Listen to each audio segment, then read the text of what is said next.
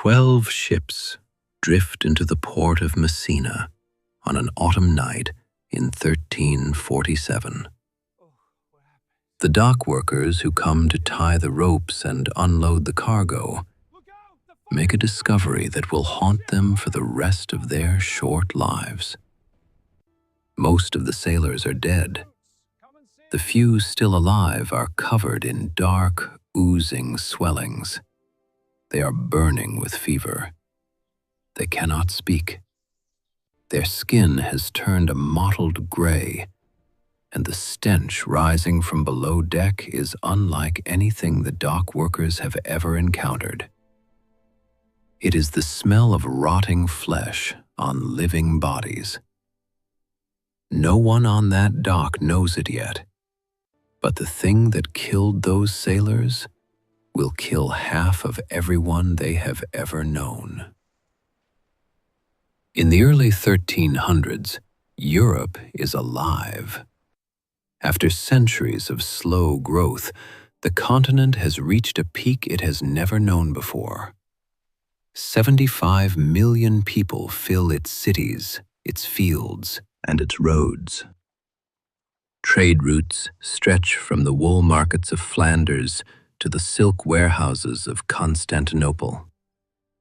Ships carry spices, gold, and dyes across the Mediterranean in volumes that would have astonished the Romans. Florence alone has over 100,000 people. Its bankers finance kings.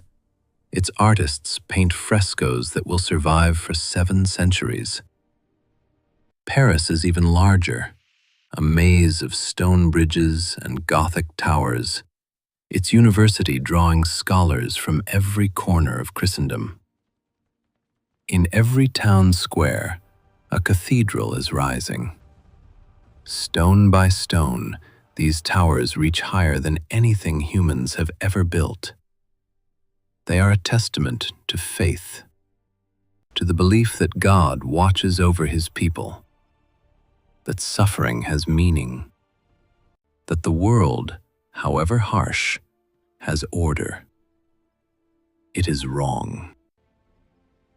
Beneath this prosperity, cracks have already formed. Between 1315 and 1317, the Great Famine sweeps northern Europe.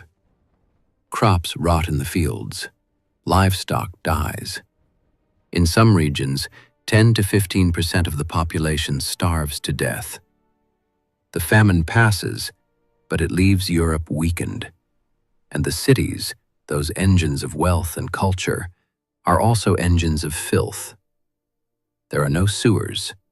Human waste runs in open channels down the center of every street. Rats live in the walls, in the grain stores, under the floorboards. Fleas are everywhere, on every person, in every bed. No one thinks anything of it. This is simply what life is. In 1345, far to the east, something stirs. On the windswept steppes of Central Asia, a bacterium lives inside the fleas that feed on rodent blood. It has lived there for thousands of years. It is extraordinarily lethal. It is called Yersinia pestis, and it is about to find a new host. The Mongol army of Johnny Beg is besieging the Genoese trading port of Kaffa in Crimea. But the Mongol soldiers are dying in their tents, covered in dark swellings that burst and bleed. The disease is cutting through the army faster than any sword. According to the chronicler Gabriele de Musi, Johnny Beg orders something unprecedented. He loads the corpses of his plague-dead soldiers onto trebuchets and hurls them over the city walls. The rotting bodies crash into the streets of Kaffa. The stench is unbearable. The terror is absolute. Inside Kaffa, panic erupts. The Genoese merchants load their ships and flee across the Black Sea. They're heading home. They're heading to Italy. and they do not know that the plague is already inside them, nest in the fleas that hide in the folds of their clothing and in the fur of the rats below deck. They are carrying death with them. October 1347. The 12 Genoese ships reach Messina. The port authorities, horrified by what they find on board, order the ships out of the harbor immediately. But it is already too late. The rats have already left the ships. The fleas have already found new hosts. Within days, the people of Messina begin to fall ill. It starts with a sudden fever and a headache so severe that the sufferer cannot open their eyes. Then the swellings appear, in the groin, in the armpits, behind the ears. Hard, hot lumps that grow to the size of eggs, then apples. The skin around them turns black and purple. When they burst, they release a foul-smelling mixture of blood and pus. Most victims die within 3 to 5 days, but the bubonic form is not the worst. Some victims develop pneumonic plague, where the bacteria invade the lungs. These patients cough violently, spraying blood-tinged mucus into the air. Everyone around them breathes it in. The pneumonic form kills within 2 days, and it spreads from person to person with every cough, every breath, every whisper. The Franciscan friar Michele da Piazza records that physicians refuse to visit the sick. Priests refuse to hear confessions. Notaries refuse to write wills. The entire framework of civilization unravels in a matter of weeks. Those who can flee, flee. They carry the plague with them to every corner of Sicily. The island is consumed within months. The Genoese ships expelled from Messina do not stop. Some reach Genoa, others reach Venice. By January 1348, the plague is spreading through the ports of mainland Italy. From the coast, it moves inland, following the trade routes like fire along a fuse. Pisa falls in January, Florence in March, Siena in May. In Florence, the writer Giovanni Boccaccio watches his city die. He will later describe what he sees in the introduction to the Decameron. The disease, he writes, spreads not only from person to person, but through the very air. He watches 2 pigs in the street sniff the clothing of a dead plague victim, convulse, and die on the spot. A new class of worker emerges, the becchini, gravediggers recruited from the poorest beggars. They charge enormous sums to carry the dead to mass graves. They break into the homes of the dead and strip them of everything valuable. They are feared almost as much as the plague itself. When the plague finally releases its grip on Florence, somewhere between 1/3 and 3/4 of the city's population is dead. In the city of Siena, a man named Agnolo di Tura keeps a chronicle. He is a shoemaker, a tax collector, a husband, a father of 5 children. In May 1348, the plague arrives in his city. What he writes next is one of the most devastating passages in all of recorded history. He writes, "The mortality began in Siena in May. It was a cruel and horrible thing. It seemed that almost everyone became stupefied by the pain. It is impossible for the human tongue to recount the awful truth. Indeed, one who did not see such horribleness can be called blessed." He writes that the victims swell beneath the armpits and in the groin and fall over dead while still speaking. That father abandons child, wife abandons husband, brother abandons brother. that no one can be found to bury the dead, for money or for friendship. And then he writes the words that have echoed across 7 centuries. I, Agnolo di Tura, called the Fat, buried my 5 children with my own hands. His wife, Nicoluccia, is already dead. He is alone. He adds that no one weeps for any death, for all are awaiting their own. He writes that the dead are so poorly covered with earth that dogs drag them forth and devour their bodies throughout the city. The plague does not stop at Italy's borders. From Marseille it moves north into France, reaching Paris by the spring of 1348. Half of Paris dies. The graveyards fill. Then the churches fill. Then mass graves are dug beyond the city walls. The Pope, Clement VI, seals himself inside his chambers at Avignon. He sits between 2 enormous fires, burning day and night, believing the heat will purify the air. He allows no one to approach him. He will survive.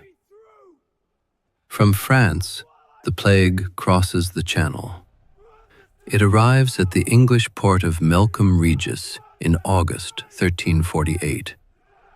By February 1349, London is dying. The English king, Edward III, loses his own daughter, Princess Joan, to the plague in Bordeaux on her way to her wedding. She is 15 years old. By 1349, the plague sweeps through Germany and Scandinavia. A ship drifts into the port of Bergen, Norway.